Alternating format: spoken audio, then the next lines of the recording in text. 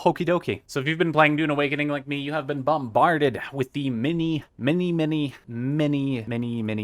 skill trees and their different perk options, some of which we have already proven are worth nothing. So you've probably been wondering how best to spend your limited skill points, because there is a 200 skill point max. I have gone ahead and tested out all of them. We're going to go over each one, which ones are working as they should, which ones kind of blow ass, and all of the above. Starting with the center tree on Assassination. Poison Capsule is okay if you want to use it, mainly because you're able to throw it wherever you would like. Poison Mine is kind of shit because if enemies trigger it, it's often from a distance that they're safe from. For PvP, this is kind of terrible. Poison Tooth is incredibly fucking misleading. This makes it sound like when you're downed, you are given the option to damage yourself and people nearby. This is incorrect. When you're downed, you're just gonna sit there with your dick in your hands. The only way you can actually trigger this is by committing suicide while you're downed, after which it will let out a massive queef, and that's it. The damage it deals isn't even that significant, even if you rank it up all the way. Poison Tooth, mega debate. Do not do it. When it comes to crowd controls, Stunner's pretty self-explanatory. Gravity Mine does drain power like it says it should. Anti-Gravity Mine, a small quirk to it that I feel like not enough people notice, is that the anti-gravity field, when they're inside it, people cannot use abilities. All their abilities get locked out. Now, if there's someone with grapple or the Troooper suspensor dash, they're going to be able to get out of it. But in terms of PvP, if they don't have these abilities to escape an anti-grav mine, then their abilities do get locked out. They can still shoot you though, so just be aware. Shield Wall is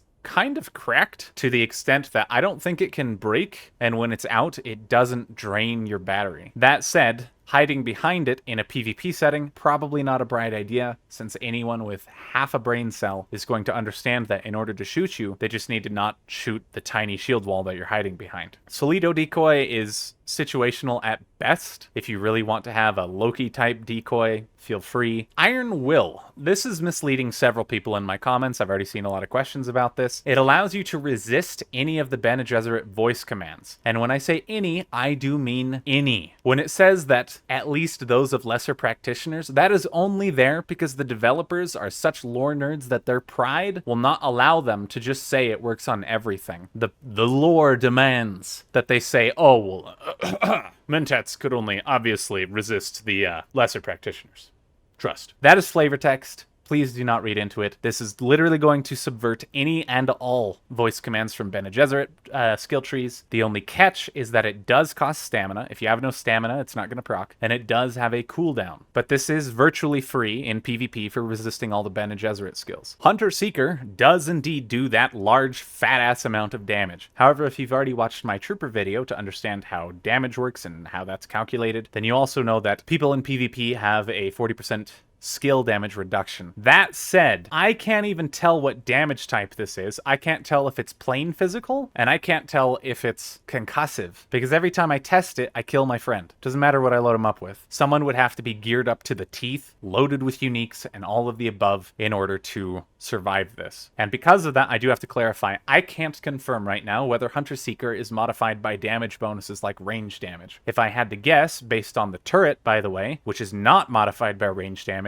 this probably isn't either. But now let's start talking about damage perks. And again, if you have not seen my Troooper video that discusses how damage bonuses are calculated, please go watch that now, because I'm going to be referencing this. Assassin's Shot. This does work the same way as any other damage bonus. It just gives you 15% additive to the same bucket as all the rest. However, the back shot is a little misleading, because you have to be in a cone behind the enemy that you're shooting. So in PvE, maybe that's worth speccing into. In PvP, fuck no. Unless you're going to be shooting at an enemy in the deep desert that's holding perfectly still, and you happen to be within this like 60-degree cone behind them, it's not fucking happening. Well, even in PvE, I can't recommend taking this. Headshot damage. Passive does exactly what it should. It just adds another 15% to the damage bucket whenever you get a headshot. This would add together with Marksman. However, Marksman, while it does reduce body shot damage, and if you want to understand how to calculate headshot and body shot damage, again, go watch the fucking Troooper video. Marksman seems to be bugged. I don't know what the fuck is going on with this one, but it seems like the actual damage value you are presented with when using this is somewhere around 16 to 17%, not 20%. So Marksman does seem to be bugged. We can line up literally everything else, but when that specific technique is in play, all our damage numbers are off unless we assume the amount it provides is wrong. Range damage works the exact same way as the Trooper perk, and I know a lot of people were kind of mortified after learning that the Trooper cooldown reduction battle hardened only applied to Trooper skills, and because of that there were a lot of people that were curious, does the range damage perk from Trooper work together with the range damage perk from Mentat? Yes. Yes, they fucking do. So that'd be 9% plus 9%, you get an 18% range damage bonus, but again, they go into the exact same damage bucket as all the others. They're additive all together into one massive multiplier once you're done with all your perks. So if you had a spit dart, you would have the 9% damage from range damage here, 9% more from here, and then 15% more from here. So 18 plus 15%. And then you would add in, say, I guess technically 17% from this, 15% from that. And then if you were shooting them from behind in the small cone, that would be another 15% all added into the same multiplier. So again, if you're confused on any of that, please go watch the fucking Trooper video. Pistol damage does what it should, works on the snub nose, the disruptor, all the above, anything considered a sidearm, works on those. Rifle damage obviously does limit itself to the Jabal Spit Dart and the Karpov. However, as we discussed in the Trooper video, we have yet to see anything that can modify the poison damage of the Spit Dart. So while you are increasing the damage of the physical projectile itself, the resulting poison status effect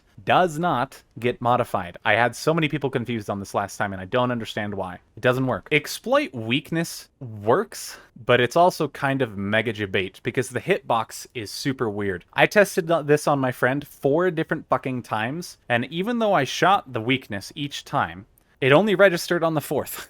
Exploit weakness would be really cool, because ideally this just means that if you're shooting an unshielded enemy, they have a new weak spot, and when you shoot it, you get 30% more range damage. But the problem is, the hitbox is super fucky when you shoot at the weakness, and 2, the weakness that it generates is random. I was under the impression at first that if I were to shoot the foot of my enemy, it would generate a weak spot on the foot. It doesn't.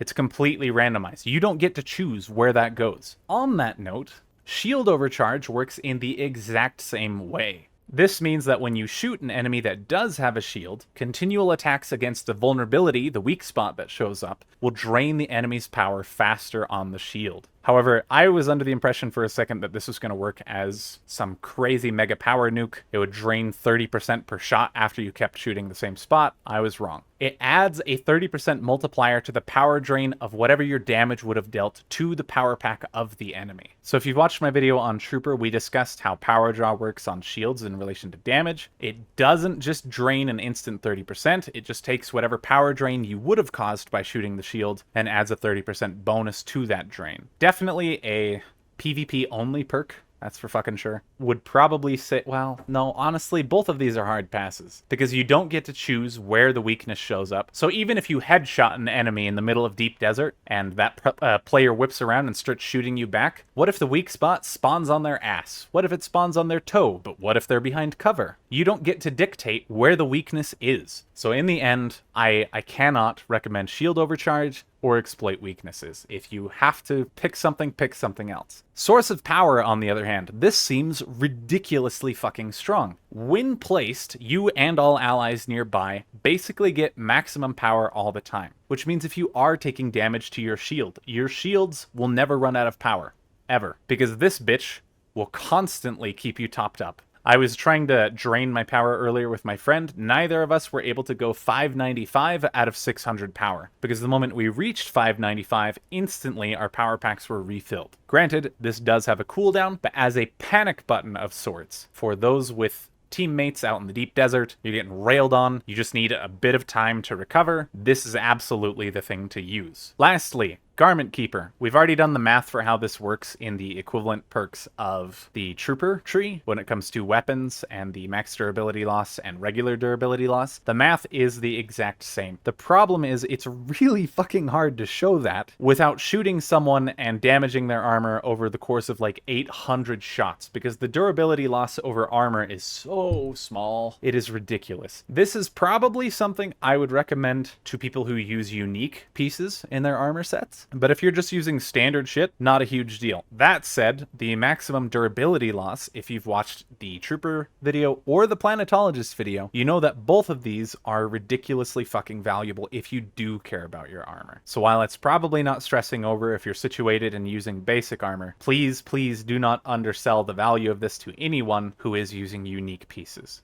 And then that is it. Mentat took considerably less time to test than all the others. If you are interested in watching me test all this shit, I do so live on Twitch whenever I have the time. If you have any questions, please let me know down in the comments below, and I will do my best to answer them. And in conclusion, real quick, I will just say it does seem like Mentat was kind of overhyped by you guys. I imagine the people who have been peddling it so much are the people who are spit dart enjoyers, just trying to advocate for the Jabal spit dart damage increase. And while that is good, I feel like there are significantly more impactful skill trees amongst the other ones we've covered so far.